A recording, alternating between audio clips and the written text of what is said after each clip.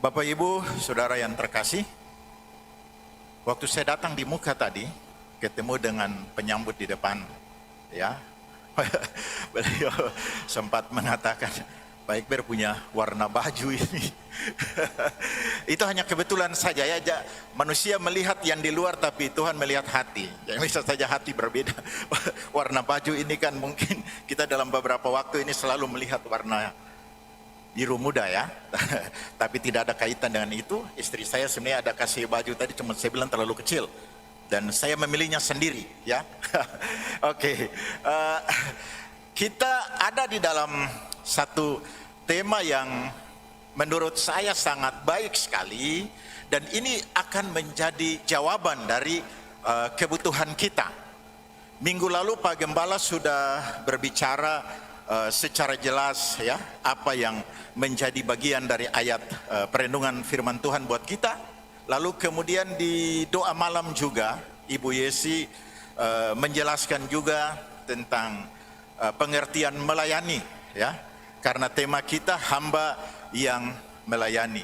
Melayani itu adalah melakukan sesuatu yang baik kepada orang lain, entah itu sesama atau juga pada Tuhan ya. Nah, minggu lalu Pak Gembala sudah menjelaskan apa yang tertulis di dalam Markus pasal 10 ayat 43 sampai 45. Ya, dan itu sangat baik sekali menolong kita. Saya percaya awal tahun ini ketika kita baru memulai pelayanan gereja ini secara teratur di bulan Februari, saya sangat yakin bahwa Tuhan ingin untuk kita melakukan revolusi ya, revolusi perubahan konsep pengertian tentang melayani Tuhan itu seperti apa. Karena itu saya lebih mempersempit ya, mempersempit tema kita ini. Kalau kita bilang hamba yang melayani Tuhan, itu kan pengertiannya bisa juga ya dijelaskan di minggu lalu dan hari Jumat. Itu kan seorang pegawai negeri ketika dia bekerja di kantor dengan baik, itu juga melayani Tuhan ya. Seorang bapak rumah tangga, ibu rumah tangga melayani dengan baik keluarganya juga, itu bisa disebut melayani juga, melayani Tuhan. Bahkan akhir-akhir ini kita sering dengar politisi-politisi, caleg-caleg yang terbuka kepada kita mengatakan, saya dipanggil untuk melayani Tuhan di lembaga legislatif. Iya kan? Itu melayani yang seperti itu terlalu luas. Saya mau membawa kita bersama pagi hari ini untuk mengerti hamba yang melayani Tuhan ya. Sekali lagi ini saya persempit menjadi hamba yang melayani Tuhan. Oke. Saya akan mengawali ini dengan satu kisah yang terjadi di salah satu desa di pelosok ya, di pelosok Sumatera. Ada seorang pendeta. Seorang pendeta ini ya, dia sering Tuhan berbicara kepada dia melalui mimpi, melalui banyak cara lah. Tetapi yang paling banyak dia alami itu lewat mimpi. Suatu kali, suatu malam, ketika pendeta ini tertidur, lalu dia didatangi oleh malaikat dan ada pesan yang khusus yang disampaikan pada pendeta itu. Malaikat itu berkata, hai anakku, ketahuilah bahwa besok orang yang terkemuka di desa ini aku akan ambil, karena masa hidupnya di dunia sudah selesai. Pak pendetanya kaget malam itu. Ketika dia didatangi oleh malaikat dan disampaikan demikian, orang yang terutama, berarti orang penting di desa itu, Tuhan bilang sudah waktunya dia aku ambil. Dan itu luar biasanya, dia berdiskusi dengan istrinya. Mereka bilang, siapa orang yang terutama di desa ini, orang penting di desa ini siapa? Lalu mereka berdiskusi, nah ternyata di desa itu ada seorang yang sangat kaya, orang terpandang, orang terkemuka, yang di desa yang dituakan lah, dan memang dia boleh dibilang orang yang terutama, orang penting di desa itu. Lalu Pak Pendeta dengan istrinya datang dan bercerita. Dia kaya raya, punya banyak harta, dan orang bilang, Bapak, tadi malam ini Tuhan datang berbicara kepada saya. Orang terpenting, orang terutama di desa ini sudah waktunya selesai hidup di dunia, jadi dia mau ambil. Kaget ini orang kaya ini. Ya, karena memang ya di desa itu boleh dibilang dia termasuk orang penting. Ada acara-acara dedikasi sambutan. Ada Natal dedikasi bakar lilin. Ada kegiatan-kegiatan apapun di desa dan di gereja, dia duduk paling bangku paling depan. Termasuk juga dia salah seorang donatur di gereja itu. Setelah dibilang begitu dia kaget. Nah, dia berpikir bahwa karena dia ada mengalami gangguan sakit, maka diteleponlah dokter ahli dari kota untuk datang siap-siap di dekat rumahnya. Perawat-perawat, obat-obat sudah dikasih siap. Saudaraku, dia bersiap dari pagi, karena pendetanya datang pagi, sampai siang, sampai sore, sepertinya tidak ada apa-apa. Orang penting, orang terutama di desa itu, dia berpikir bisa saja dia kena stroke, bisa saja dia serangan jantung, jadi sudah harus ada pendampingan maksimal. Sampai pada sekitar jam 7 malam, tidak terjadi apa-apa. Jadi mungkin orang-orang, dokter-dokter dan perawat sudah berpikir, wah ini mungkin pendeta salah. Tiba-tiba di jam 7:30 terdengar kabar. Ada pembantu yang membantu Bapak ini di rumah, yang adalah jemaat di gereja itu juga, dan adalah salah seorang majelis gereja di sana, yang selama ini setia melayani Tuhan, setia memberikan yang terbaik untuk Tuhan lewat waktu, tenaga, pikirannya, sedang ada di dekat Barangka, sedang ada di lokasi yang menurun di desa itu, dan dia tiba-tiba terguling karena dia kayaknya ada ambil kambing atau apa milik orang kaya itu. Tiba-tiba dia salah injak, jatuh, dan dia meninggal di tempat. Ya, dia meninggal di tempat, saudara. Hari itu, saudara, ini kisah yang benar-benar terjadi. Ini sebuah gambaran bahwa manusia itu melihat yang di luarnya. Manusia itu hanya melihat kekayaan orang. Manusia itu hanya melihat yang di depan-depan tadi, yang tidak kelihatan. Tetapi ternyata di mata Tuhan, orang penting, orang terutama itu bukan yang model-model begitu, saudara. Majelis gereja yang melayani dengan sungguh-sungguh, memberikan yang terbaik, itu yang Tuhan bilang dia itu orang penting, orang yang terutama di desa ini. Saudara, ini yang harus dimengerti. Akhirnya pendetanya sadar bahwa ternyata di mata Tuhan, orang yang penting, orang yang terutama itu bukan orang yang punya pangkat, bukan orang yang punya harta, saudaraku. Di mata Tuhan, orang-orang yang setia, konsisten memberikan pelayanan untuk Tuhan, itulah yang terutama. Nah, saya mau mengajak kita untuk melihat bagian firman Tuhan. Ayat 44 dari pembacaan kita, dari ayat yang direkomendasikan oleh gereja untuk kita diskusi bersama-sama lewat tema di bulan ini, ya. Markus pasal 10 ayatnya yang ke-44. Saya kira ayat yang lain minggu kemarin kita sudah dengar, ya. Kita sudah ikuti penjelasan sampai di hari Jumat.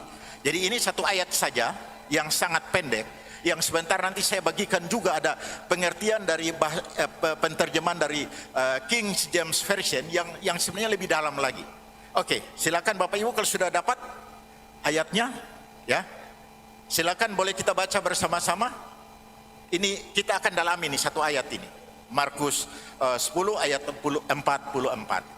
Oke, silakan dalam hitungan ketiga kita bisa baca bersama, ya. 1, 2, 3. Terkemuka, ya. Baik. Dan barang siapa yang ingin menjadi yang terkemuka di antara kamu, maka dia harus menjadi hamba untuk semua orang. Saudara, yang terkemuka, ternyata yang kejadian di salah satu desa di Sumatera, yang Tuhan bilang orang yang terkemuka itu yang seperti itu. Bukan orang kaya, bukan pejabat, bukan orang-orang penting di situ yang di mata Tuhan dia adalah orang terkemuka. Saudara, saya mau membawa kita untuk melihat lebih jelas lagi ya ayat ini dari penterjemahan di bahasa Inggris. King James Version itu lebih dalam. Karena apa? Karena kata hamba di sini ya, ini diterjemahkan oleh Alkitab, oleh Lembaga Alkitab Indonesia itu hanya tertulis hamba. Kalau orang ingin menjadi yang terutama, maka dia harus jadi hamba. Tetapi saudara tahu, di dalam penterjemahan Alkitab bahasa Inggris, ya, orang ya, wherever of you will, desires, the first, make to self. Salve tulisannya, of you. Saudara, kalau kita lihat salve itu diterjemahkan dari bahasa asli ke King James Version bahasa Inggris. Itu salve itu self, itu artinya budak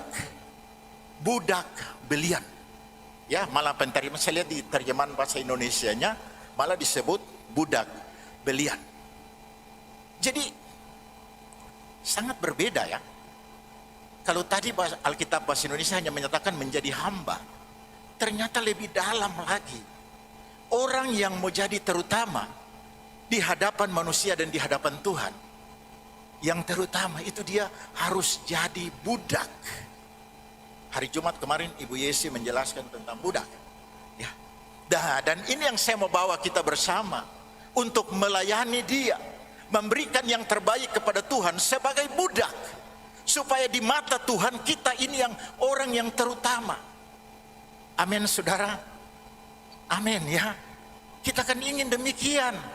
Soal kita melayani dan manusia yang lain anggap kita tidak ada apa-apanya, tidak punya ini dan itu, ya sudahlah, itu urusan lain.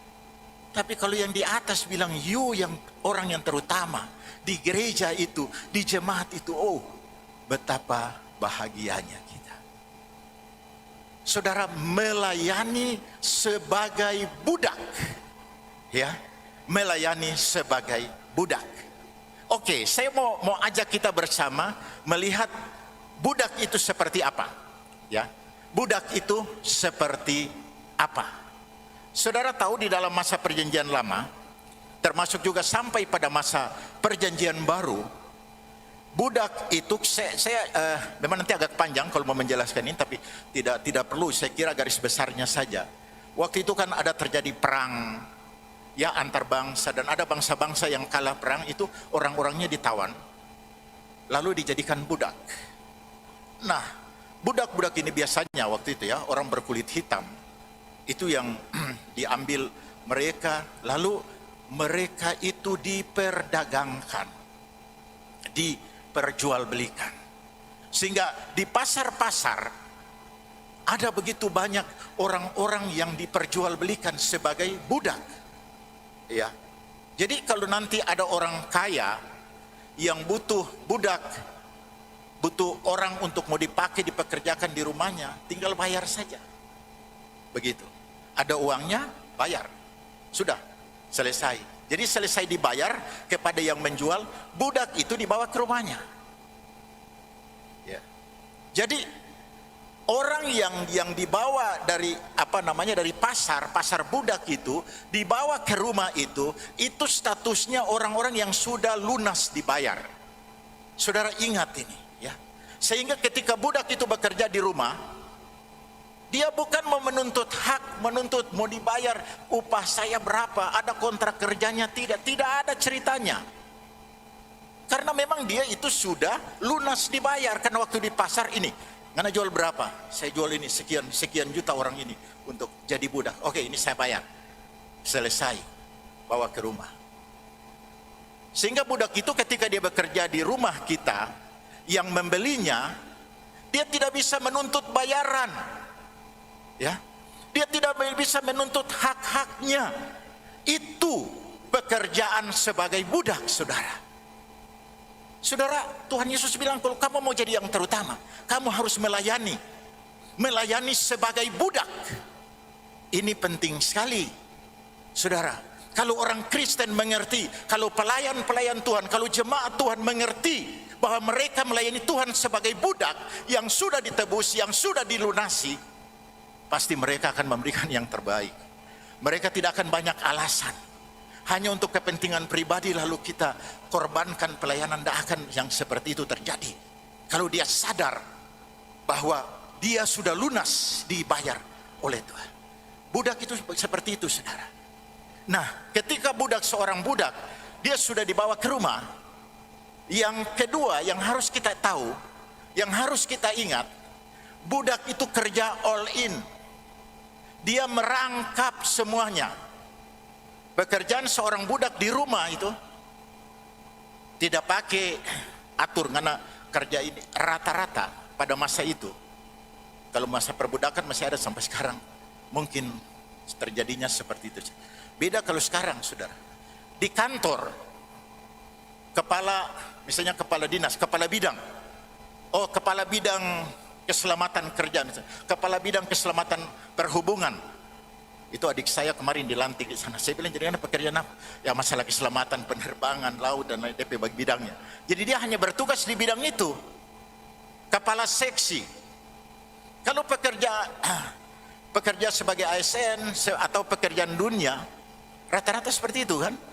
Kepala seksi, kepala bidang. Ini bidang saya kerja hanya yang ini saja. Kalau yang lain itu bukan urusan saya. Itu ada kepala bidang yang lain, ada kepala seksi yang lain. Jadi saya tidak mau campur.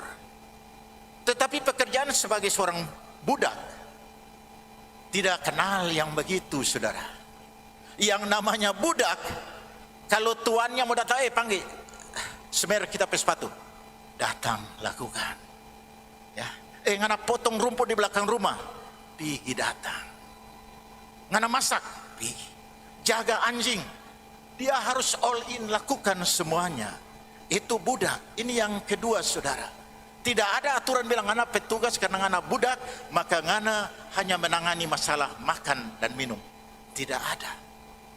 Yang terjadi selama ini, para budak itu bekerja all in, merangkap semuanya.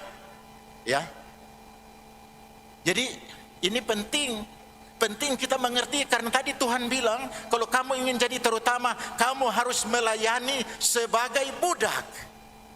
Melayani all in, segala rupa harus dilakukan. Begitu, ya. Yang kedua ini. Yang ketiga, kita tahu kalau budak itu ketika dia sudah ada di rumah, mau tidak kenal waktu dia harus bekerja untuk tuannya.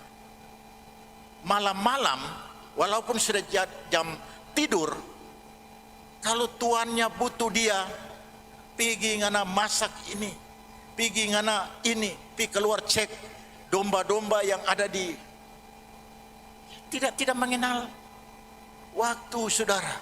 Anytime, itu budak. Ya, budak itu seperti itu. Beda kalau orang kerja, tenaga kerja ada selesai jam 8 sampai jam 4 sore. Setelah lewat dari itu masuk, ya, ada pembayaran khusus lagi. Lembur, uang lembur harus dibayar. Kalau libur misalnya, tetap harus libur.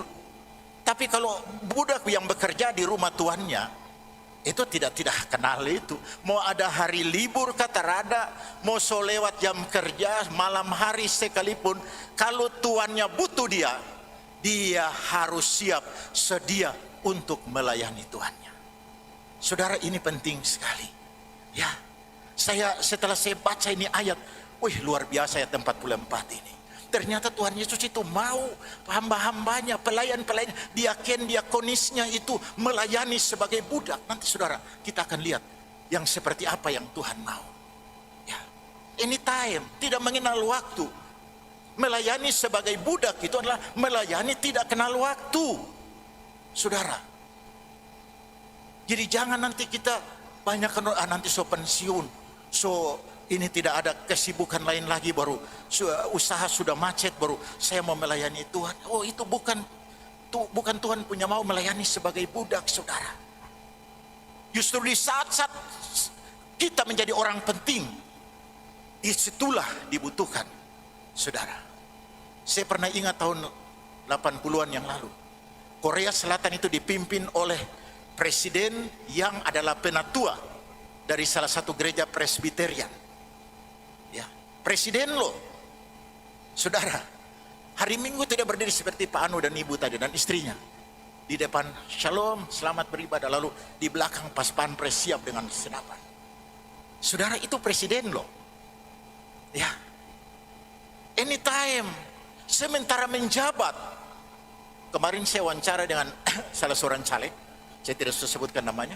Dia salah satu pengkhotbah di Radio Salom setiap hari Sabtu bulan terakhir. Saya bilang, Pak, ini semua nih kita terekam di YouTube. Jadi bagaimana? Nanti setelah terpilih, kalau Tuhan kehendaki terpilih masih khotbah, Pak punya jawaban ini dengar. Jadi jangan, oh iya saya siap tetap berkhotbah di akhir bulan hari Sabtu. Justru kadang-kadang kan orang ketika jabatan, ketika Tuhan kasih kepercayaan lebih tinggi kan, saya sudah tidak punya waktu. Melayani sebagai budak adalah orang yang melayani anytime, setiap waktu. Ketika saudara susah ataupun saudara diberkati dengan kedudukan, dengan pangkat, dengan jabatan, dengan kekayaan, itu yang namanya melayani sebagai budak. Itu yang ketiga, saudara.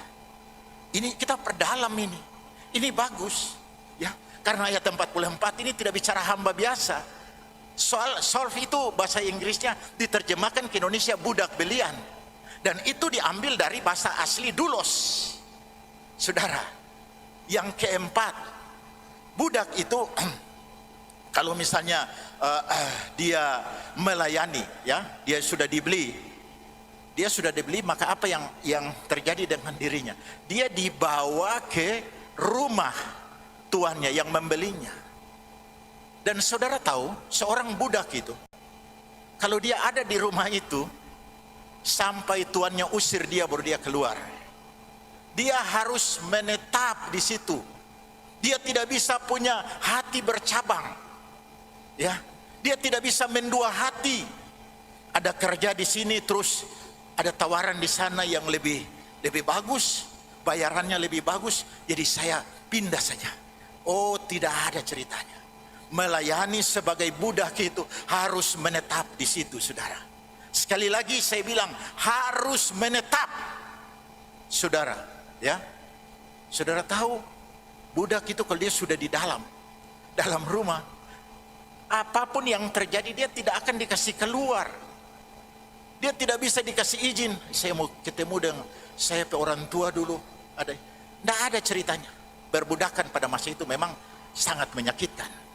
Karena itu ketika dia bekerja, dia harus menetap, harus tetap. Dia tidak bisa, sekali lagi tidak bisa mendua hati.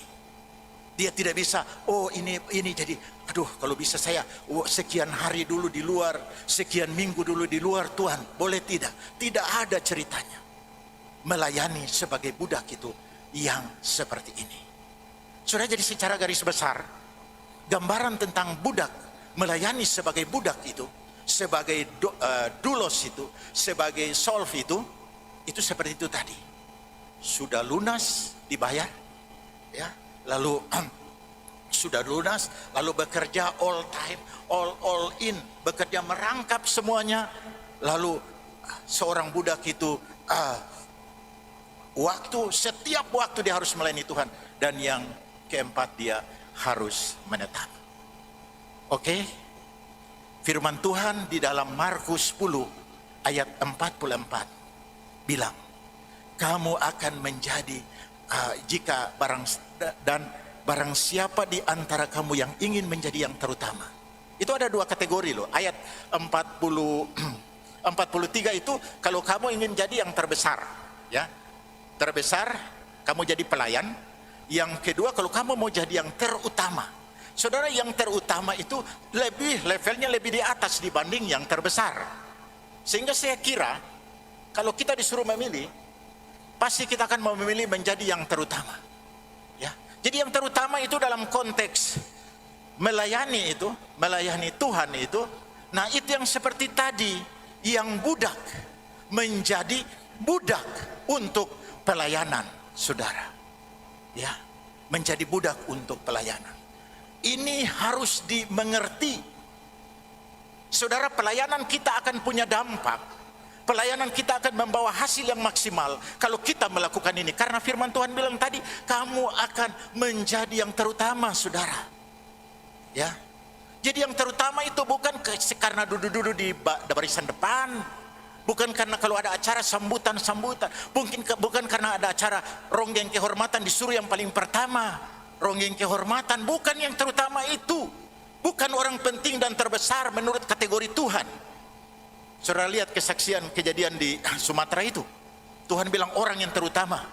Di desa itu yang akan saya panggil besok. Ternyata pembantu dari orang kaya. Yang juga dalam majelis gereja. Yang setia melayani Tuhan. Saudara, ini penting sekali.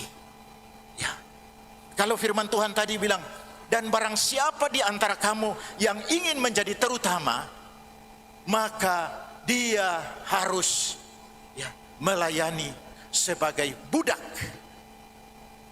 Lalu pertanyaannya dalam konteks panggilan kita sebagai hamba-hamba Tuhan yang melayani. Sekali lagi seperti yang dihotbahkan minggu lalu dan hari Jumat. Panggilan melayani itu kan tidak harus yang sekolah pendeta. Tidak harus pendeta. Saudara ASN dan Tuhan percayakan melayani di sini. Saudara tidak ada kerja dan Tuhan percayakan melayani di sini. Itu semua kategori hamba Tuhan. Nah, Tuhan mau, saya yakin, saya percaya tema kita di bulan ini, hamba yang melayani. Mungkin Tuhan tahu bagaimana kondisi kita, hati kita dalam melayani Tuhan di tahun 2023 yang lalu. Sehingga tema ini dibawa untuk kita. Dan bukan kebetulan ketika saya menggali ayat 44 ini, ada kalimat budak di sana. Mungkin ya, mungkin di tahun 2023, 2022 dan tahun-tahun sebelumnya, saudara, kita memang melayani dia. Tetapi apakah dengan sikap yang seperti seorang budak melayani tuannya? Atau tidak?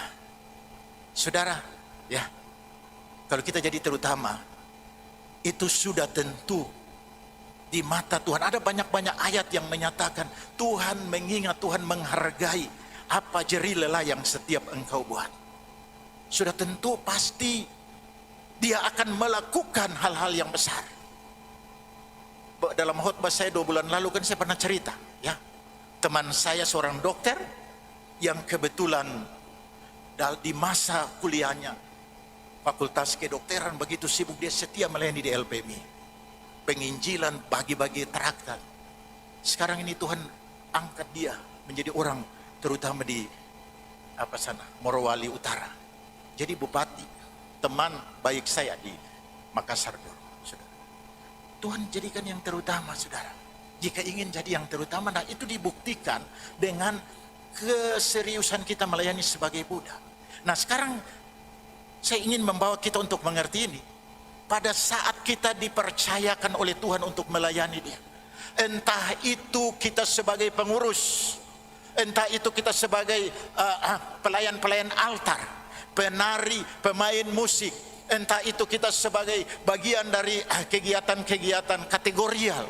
Saudara, saya bilang bukan kebetulan engkau dipilih di situ, bukan kebetulan.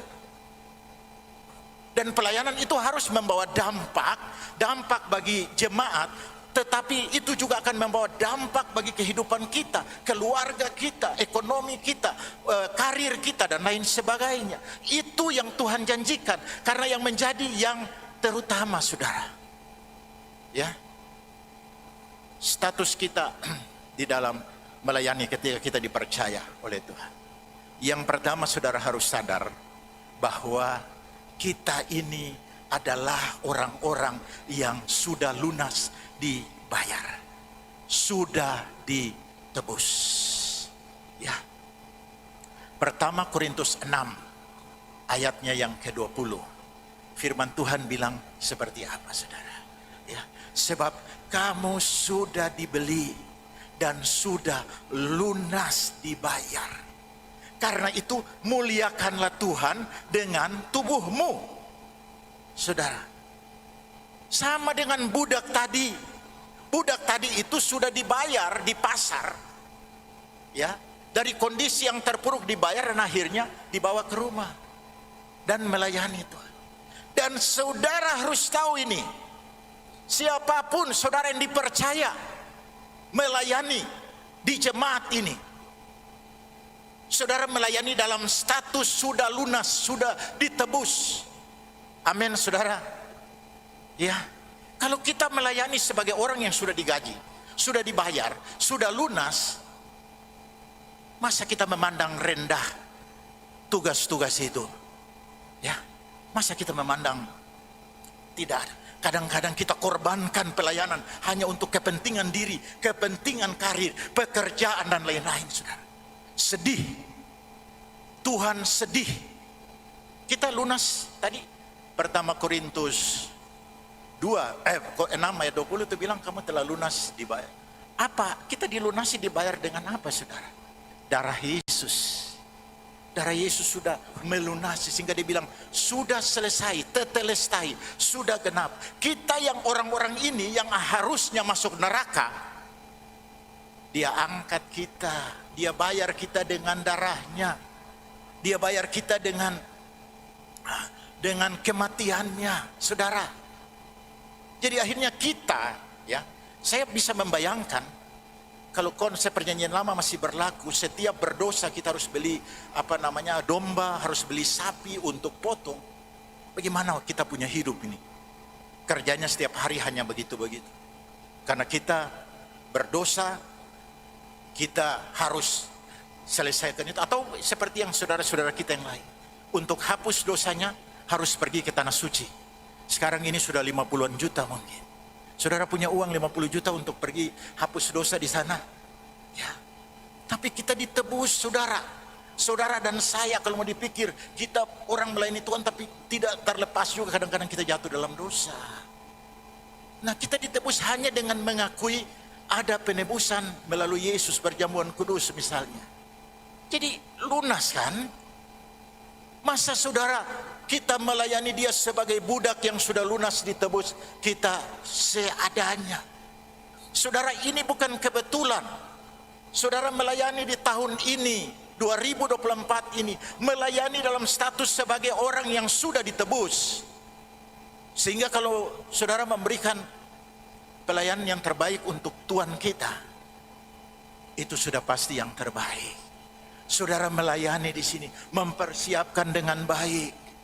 Saudara bekerja, punya panggilan untuk ini, ya, lakukan itu dengan baik. Karena status kita bukan dibayar. Kalau misalnya saudara melayani dan dari gereja dan memberikan sedikit PK untuk uang transport dan lain-lain, ya sudahlah, itu bagian dari mungkin kebutuhan saudara juga. Ya, untuk kalau memang benar-benar tidak ada, ya biar aja itu sebagai bagian dari kepedulian gereja untuk pelayan-pelayannya. Tetapi yang lebih penting dari situ kan kita ini sudah dibayar. Saudara melayani Tuhan tidak perlu digaji. Ya, lain soal kalau hamba-hamba Tuhan yang memang mereka harus hidup dari pelayanan. Tapi kalau kita misalnya ASN, kita punya gaji, kita pengusaha, punya keuntungan dan lain-lain. Masa sih? Kita sudah lunas. Yesus bilang tetelestai, saya sudah bayar lunas. Kan itu kalau kamu layani saya, mari berikan yang terbaik. Ini yang pertama, saudara. Ya, kita melayani saudara, apapun pelayanan saudara. Mau saudara menari di sini, saudara main musik, saudara jadi singer, jadi worship leader, pengkhotbah sekalipun, kita semua sudah ditebus. Sehingga jangan main-main dengan statusmu sebagai budak yang melayani tuannya. Yang kedua, saudara, yang kedua apa? Budak itu seperti apa? Budak kita harus melayani all in, merangkap semuanya, saudara. Karena di mata Tuhan, ya, orang yang melayani dia tidak lihat yang berkhotbah itu dapat nilainya lebih besar, yang lain kecil. Tidak ada ceritanya seperti itu. Karena itu kita terpanggil untuk melakukan apa saja. Ya. Ya kita bersyukur Pak Gembala ini kan kadang-kadang khotbah, melayani juga. Kadang-kadang kalau seng bocor atau ini harus tangani serius. Kita pun demikian, saudara. Di mata Tuhan tidak ada. Saya berkhotbah ini, dan setelah ibadah nanti ada anak-anak muda atau beberapa orang yang kursi sapu, angkat rumput. Sama nilainya di mata Tuhan. Lakukan apa yang bisa kita lakukan, saudara. Yang paling mungkin barangkali yang tidak, yang paling mudah kita bisa lakukan kalau misalnya kita tidak masuk dalam struktur sebagai diaken diakonis atau sebagai pengurus bidang kategorial, yang kita lakukan mungkin kita duduk berdoa, hari Jumat datang berdoa di rumah saudara, atau ketika saudara lewat di depan sini dengan kendaraan tumpang tangan, Tuhan kami jemaat ini lagi butuh, Tuhan gerakan donatur-donatur untuk kami punya seng yang harus lakukan itu saja, saudara. Ya. Budak itu melakukan apa saja. Tidak ada nilainya yang dibilang lebih hebat, lebih ini dan lain-lain, saudara. Nah, ini yang saya mau katakan untuk kita. Yang kedua, ya. Jadi, saudara, ayo di tahun 2024 ini mungkin yang selama ini ada jemaat yang barangkali saya tidak terlalu terlibat ya dalam pelayanan di gereja. Engkau itu hamba, budak yang harus melayani Tuhanmu, yaitu Tuhan Yesus. Saudara, ini yang kedua. Yang ketiga, kalau kita lihat dengan status budak tadi, setiap waktu, ya, anytime. Saudara, ini penting sekali karena ada banyak orang yang melayani Tuhan itu hanya ketika dia punya waktu, atau mungkin malah sisa-sisa waktu yang dia berikan untuk Tuhan. Nah, ini yang betapa berbahayanya, karena kita menjadikan Tuhan itu hanya sekedar pelengkap. Ketika saya punya waktu, saya ada kesempatan saya datang ke gereja lah, saya ikut melayani bersama teman-teman yang lain. Tapi kalau saya sibuk, saya tidak bisa, saya tidak akan mungkin untuk bisa melakukan itu, sekalipun itu untuk Tuhan yang sudah menebus saya, saudara. Coba saudara lihat, ada begitu banyak orang-orang yang dulunya tidak ada apa-apanya. Kalau Pak Pendeta Kris Manusama itu saya suka sekali statementnya. Dia bilang, kamu coba kamu ingat-ingat 20 tahun yang lalu itu kamu sedang seperti apa dibanding dengan sekarang. Ya. Ini harus kita renungkan. Ini harus kita dalami, saudara. Benar-benar kita resapi ini. 20 tahun yang lalu atau minimal 10 tahun yang lalu. Mungkin 10 tahun yang lalu untuk makan saja kita susah. Sekarang engkau Tuhan kasih jabatan. Kepala bidang, kepala sekolah, kepala desa. Saudara, coba renungkan. Renungkan baik-baik ini. Itu Pak Kris Manusama dalam khotbah-khotbahnya saya suka. Dia tantang seperti itu. Ingat 10 tahun yang lalu keadaanmu seperti apa. Kok kamu sekarang sombong sekali. Pelayanan kamu tinggalkan hanya untuk kesenangan. Hanya untuk tujuan-tujuan menyenangkan hati orang lain. Ingat 10 tahun lalu keadaanmu seperti apa. Saya juga sadar, ampun. 10 tahun lalu juga memang saya makan juga masih setengah mati. Terus kalau sekarang kondisinya sudah baik begini, masa kita melayani Tuhan sebagai budak dengan memberikan sisa-sisa waktu? Ya, memberikan yang sudah tidak ada lagi. Karena itu saudaraku, selama engkau dengar khotbah ini, engkau Tuhan lagi ingatkan, berikan yang terbaik. Jangan nanti sudah dalam posisi tidak ada apa-apa, sudah kondisi kesehatan yang sudah menurun, sudah tidak bisa lagi, baru bilang, Tuhan ini aku, utuslah aku. Setiap waktu. Coba mari saudaraku, dedikasikan waktumu sebagai jemaat GBI Blessing. Hari Minggu, ya, hari Rabu, hari Selasa, lalu kemudian hari Jumat, doa di sini. Kalau engkau selama ini, Pak Ekber, saya ini bukan diaken, saya bukan pelayan ini. Datang saja di hari Jumat, dan karena disitulah kita mendoakan pelayanan hari. Itu sudah itu sama nilainya dengan saya berkhotbah di sini.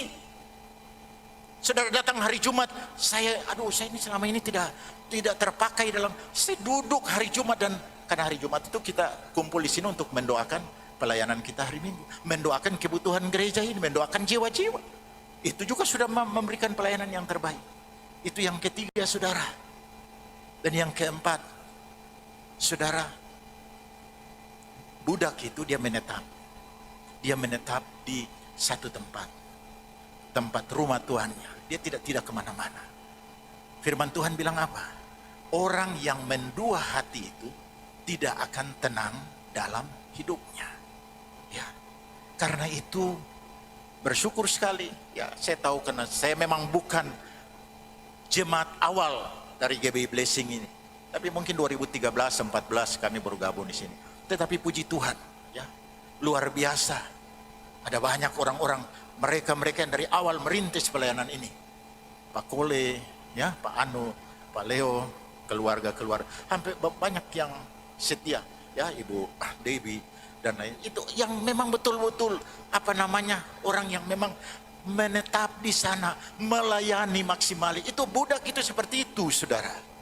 Ya, budak itu seperti itu. Ya, memang kita tidak bisa batasi orang juga kalau akhirnya orang keluar tinggalkan pelayanan, ya, ke tempat lainnya, itu urusan. Tapi kalau kita yang mengerti ini, saudara yang apapun kondisinya, mau baku marah dengan sesama pelayan, mau tersinggung dengan kata-kata gembala atau teman yang lain, saudara harus melayani sebagai budak yang menetap, saudara. Ya, mari berikan pelayanan yang terbaik. Jangan mendua hati. Karena kalau orang mendua hati itu tidak akan tenang, saudara. Mungkin pelayanan di tempat sana ada tawaran-tawaran yang menggiurkan, saudara. Ya, ada kesempatan tawaran yang lebih lagi. Di sana mungkin saya bisa melayani itu di ribuan orang atau diberikan honor yang lumayan, saudara. Lupakan pikiran saudara, tidak akan jadi yang terutama, saudara. Ya, saudara tidak akan jadi yang terutama dalam pemandangan Tuhan. Nah, kita kalau Tuhan sudah memandang kita sebagai orang yang terutama, waduh, luar biasa, saudara. Luar biasa, dia akan angkat. Bukan saja pelayanan kita berdampak, tetapi dia akan angkat kita juga. Dia akan angkat karir kita juga. Dia akan angkat keadaan keluarga kita juga. Anak-anak semua akan diberkati, bahkan sampai cucu-cucu juga akan diberkati. Karena di dalam pemandangan Tuhan, kita itu adalah orang-orang yang terutama, saudara. Ya. Nah, mari saya ingin membawa kita bersama untuk melihat Roma pasal yang ini ayat terakhir untuk kita. Roma 14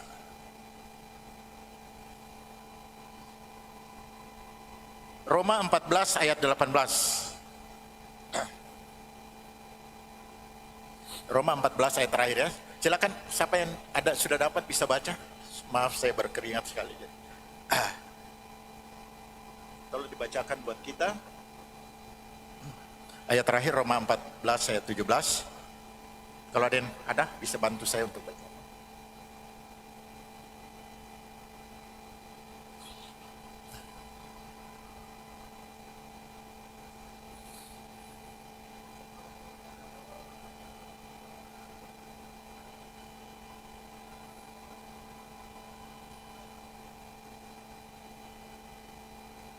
Ya, ayat 17 dan 18, sorry. Ya.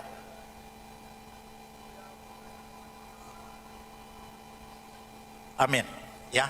Siapa yang melayani Allah dengan cara seperti ini, melayani sebagai budak, ya, ia menyenangkan hati Allah dan dihormati semua manusia. Nah, itu sebenarnya sudah lengkap. Upah orang yang melayani Tuhan itu sudah lengkap, itu yang dikatakan di dalam kitab Roma tadi. Kalau misalnya ada jaminan Tuhan seperti itu, kenapa kita melayani Tuhan, kita melayani Raja di atas segala raja, bukan dalam status sebagai seorang budak? Kenapa kita melayani seadanya, sesukanya? Kalau ada orang lain panggil, ada pembesar-pembesar ini, kita lebih utamakan di sana daripada melayani Tuhan sebagai budak. Ya. Menyenangkan hati Tuhan, saudara. Saudara tinggal doa saja. Kalau saudara sudah menyenangkan hati Tuhan, coba sebagai ayah, ibu, kalau anak-anak saudara menyenangkan hati saudara, kasih sapu rumah, kasih ini, atau hasil sekolahnya baik sekali, sudah tentu apa anak minta beli es krim, pergi liburan di mana, saudara akan memenuhinya, ya, karena anak-anak itu menyenangkan hatimu. Nah, kalau kita sebagai anak-anak melayani sebagai budak, itu menyenangkan hati Bapa. Saudara tinggal doa saja, minta saja, Tuhan, karir saya seperti ini. Ya, Tuhan, saya sudah menyenangkan hatimu, melayanimu sebagai seorang budak. Saudara tidak sangka-sangka dia akan melakukan. Tuhan, ekonomi kami seperti ini, ya, keluarga kami seperti ini. Datang berseru kepada dia. Saudara akan melihat bagaimana orang-orang yang menyenangkan hati Tuhan itu akan mendapatkan sesuatu yang spesial yang Tuhan sendiri. Itu di hadapan Tuhan. Dan ayat tadi juga bilang apa? Di hadapan manusia juga, saudara. Ya, saudara, ini penting sekali. Melayani sebagai budak, itu yang Tuhan mau. Itu yang Tuhan mau kita lakukan di tahun 2024 ini. Siapapun saudara, apapun jabatan, profesi, kedudukan, saudara yang tidak punya kedudukan apapun di dalam pelayanan di gereja pun, mari datang melayani sebagai budak dengan apa yang bisa kita lakukan. Dan kita akan lihat Tuhan akan melakukan perkara-perkara yang besar. Pelayanan kita akan berdampak. Tahun ini saudara akan melihat banyak jiwa-jiwa akan Tuhan panggil, ya. Jemaat ini kan sebenarnya kan kita lihat ada hampir setiap minggu, mungkin atau 2 minggu sekali ada selalu orang-orang baru yang datang, ya, yang datang beribadah. Mari kita harus merasa terpanggil sebagai budak, ya, kita melakukan apa saja.